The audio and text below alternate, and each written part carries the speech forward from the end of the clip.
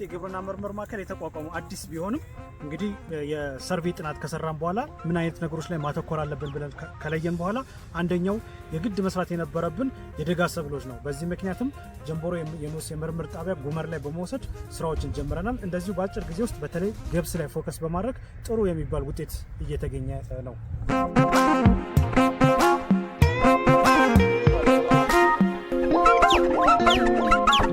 አሁን የምንገኘው 3000 ሜትር አባስ ሌቭል ላይ የሚገኝ ደጋን የሚወክል ምርምር የሚሰራበት ዋናኛው የምርምር ንዑስ ማዕከላችን ጀንቦሮ ምርምር ንዑስ ማዕከል ይባላል።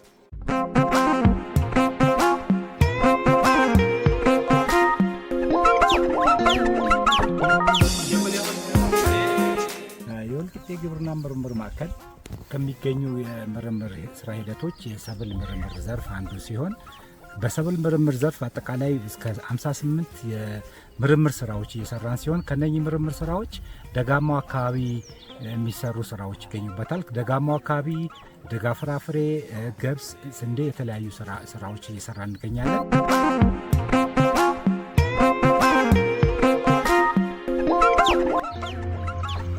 ነምበር ኦፍ ሲስ ፐር ሳይት 14 ብለሃል።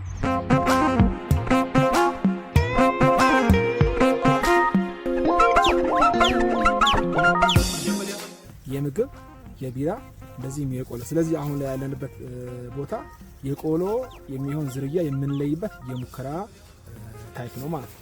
ይሄ ለምሳሌ የምግብ ገብስ የምርምር ታይፕ ነው ማለት ነው። የምንሰራበት የምግብ ገብስ ነው። አሁን ያለንበት የምናየው የቢራ ገብስ ነው። ያለበት የሙከራ ደረጃው የመጨረሻው የዝርያ ማስገንገያ ወይም ሊለቀቅ ሲል ዝርያዎችን መጨረሻ ለእጩ ዝርያዎችን የሚገመገቡበት የምርምር ደረጃ ነው ያለው ማለት ነው።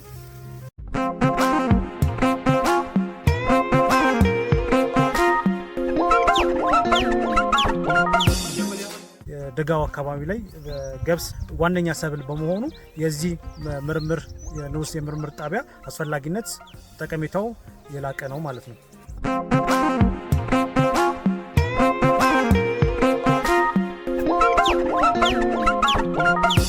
ከሆለታ ግብርና ምርምር ጋር በጋራ ሆነ የተሰራናቸው ስራዎች አሉ።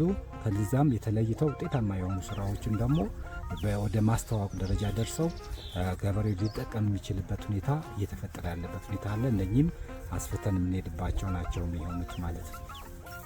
በዋናነት እዚህ አካባቢ የሚሰሩት የምርምር ስራዎች ደጋን ሪፕሬዘንት የሚያደርጉ ሰፊ የምርምር ስራዎች እንሰራለን ማለት ነው።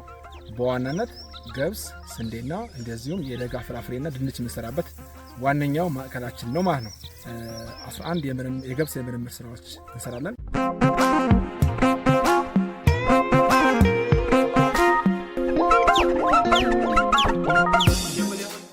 አሁን የምንገኘው አምና በተለቀቀው ጆብራ በሚባለው ዝርያ ብሪደር ሲድ ወይም ደግሞ እንደዚሁም የማስታወቂያ ማሳ ላይ ነው የምንገኘው ማለት ነው። ይሄ ዝርያ ተለቀቀው አምና በ2016/17 ነው የተለቀቀው። በዋናነት ሆለታ ግብርና ምርምር ሲሆን እኛ በዝርያው በሚለቀቅበት ሂደት ላይ በጋራ ወይም በኮላቦሬሽን እየሰራን የተለቀቀ መሆኑንና በቀላሉ ለአካባቢው አርሶ አደር በቀላሉ እንዲደርስ በቀላሉ ማሳፈፍ እንዲችል አሁን ላይ በማባዛት የዘር ምንጭ በማባዛትና ሜንቴን በማድረግ ላይ እንገኛለን ማለት ነው። ዘሩ ከዚህ ከምርምር ጣቢያ ተሰጥቶኝ ዘርቼዋለሁ። አሁን የዘራሁትን ገብስ በጣም በጥሩ ሁኔታ ደስ የሚል ዝርያ ሆኖ ይገኛል።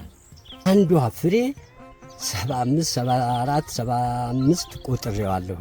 የኛው ግን ምን ዘራቸው የነበረ ዘሮች ቢያንስ ቢበዛ ከ40 ከ45 ከዛ አያልፉም ነበር። አሁን የመብሉን ነገር ገና በልቼ አላየሁትም፣ ግን አሁን ሳየውም ሁኔታው ሳየው እንደበላሁት ነው የምቆጥረው። በጣም ደስ ብሎኛል። ይሄ ዘር ጆብራ ይባላል። ይሄ ዘር ደግሞ በጣም ነው የተመቸኝ። ማለትም ከወልቂጤ ምርምር ጣቢያ ተሰጥቶኝ ጓሮዬ ላይ ይህን ዘር ተሰጥቶኝ ዘርቼው በጣም ውጤታማ አድርጎኛል። ከነኚህ ስራዎች በጣም በርካታ ስራዎች ለአርሶ አደሩ ሊደርሱ የሚችሉ ስራዎች ተሰርተው ወደ አርሶ አደሩ ደግሞ ሊደረስበት ያለበት ሁኔታ ላይ እንገኛለን ማለት ነው።